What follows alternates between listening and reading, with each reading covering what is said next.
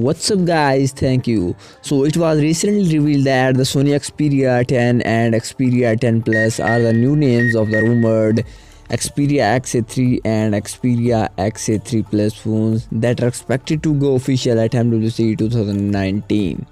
Today, OnePlus shared a render of the purple colored Sony Xperia 1 smartphone with 3 rear mounted cameras. Hence, it appears that the Xperia XZ4 will be hitting the market with a new name of Xperia 1.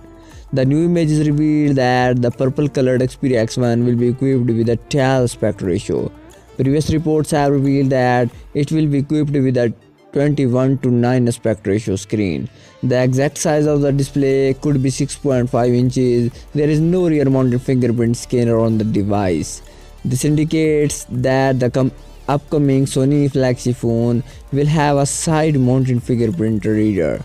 The buttons placed above it could be for controlling volume, whereas the key position below it could be the power button. There is another button present toward the bottom of the right edge. This could be dedicated key for launching camera. Rumors surrounding the phone claim that it would not be featuring a 3.5mm headphone jack.